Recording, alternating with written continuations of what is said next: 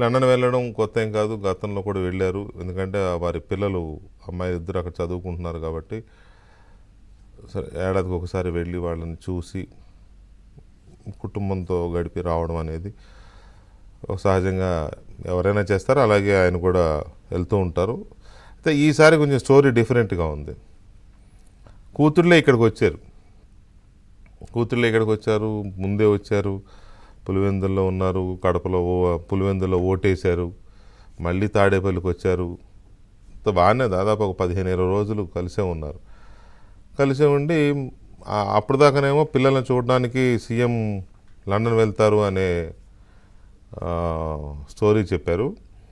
తర్వాత వాళ్ళని దింపిరాడానికి వెళ్తారని చెప్పారు, వాళ్ళని లండన్లో దింపిరాడానికి వెళ్తారని చెప్పారు. ఆ దింపిరాడానికి వెళ్తారని చెప్పింది కూడా చాలా చాలా కాస్ట్లీ అఫైర్ అది. గంటకు 12 లక్షలు ఎంతో ఫ్లైట్ అది రెంట్, చాలా లగ్జూరియస్ ఫ్లైట్ అంట. అది ప్రపంచంలోనే సెకండ్ ఎక్స్పెన్సివ్ ఫ్లైట్ అంటున్నారు. మరి అంటే సొంతంగా ఉండే ఫ్లైట్లు కాకుండా ఇట్లా రెంట్కి ఇచ్చే వాటిలో సెకండ్ హైయెస్ట్ లగ్జూరియస్ ఫ్లైట్ అని చెప్తున్నారు. అంత పెద్ద ఫ్లైట్ గురించి మనం వినడం తప్ప మనం ఏమి ఎక్కేవాళ్ళమో చూసేవాళ్ళం. ఓకే, ఆయనకు అదృష్టం ఉంది, ప్రజలు ఇచ్చిన పదవి ఉంది, సంపాదించుకున్న సొమ్ము ఉంది, దేవుడిచ్చిన సొమ్ము కాదులే, సంపాదించుకున్న సొమ్ము ఉంది, దాంతో వెళ్ళాడు. అయితే ఆయన ఎప్పుడు వెళ్ళినా ఒక వివాదం ఏంటో అర్థం కాదు. ఆయన ఎప్పుడు వెళ్ళినా కూడా తిన్నగా వెళ్ళాడు ఎక్కడికి. లండన్ వెళ్ళినా తిన్నగా వెళ్ళాడు, దావోస్ అఫీషియల్ టూర్ కూడా తిన్నగా వెళ్ళాడు.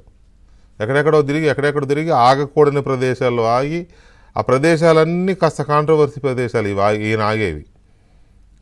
ట్యాక్స్ ఫ్రీ కంట్రీసో లేకపోతే ఐలాండ్సో, ఎక్కడైతే నల్ల డబ్బు దాచుకుంటారో, దొంగతనంగా దోచుకున్న సొమ్ములు దాచుకుంటారో, ఇటువంటివే ఉంటాయి. మరి ఇది అక్కడే ఎందుకు ఆగుతాడో, అక్కడే విమానానికి టైర్లు పంచర్ అవుతాయా లేకపోతే something I don't know. Satire కూడా కాదు, కాకపోతే సిచ్యువేషన్ అలా ఉంది. ఇప్పుడు ఈసారి కూడా అంతే అయింది. ఆయన వెళ్ళంగానే అది ఎటుపోతుంది ఫ్లైట్ అని ట్రాక్ చేసేవాళ్ళు ఉంటారు కదా, ఆ ట్రాక్ చేస్తూ పోతే ఆయన డైరెక్ట్గా లండన్ పోలా, ఆమ్స్టర్డామ్లో, నెదర్లాండ్స్ ఆమ్స్టర్డామ్లో దిగారు. ఆమ్స్టర్డామ్కు ఉన్న ప్రత్యేకత ఏంటి అని అంటే, ఈ మధ్యకాలంలో అది హవాలా బాగా అక్కడ పెద్ద కేసులు కూడా అయినాయి, చట్టాలు కూడా చేశారు అక్కడ. ఈ హవాలాకు సంబంధించి పెద్ద గొడవ అవుతుంది ఆమ్స్టర్డామ్, నెదర్లాండ్స్లో.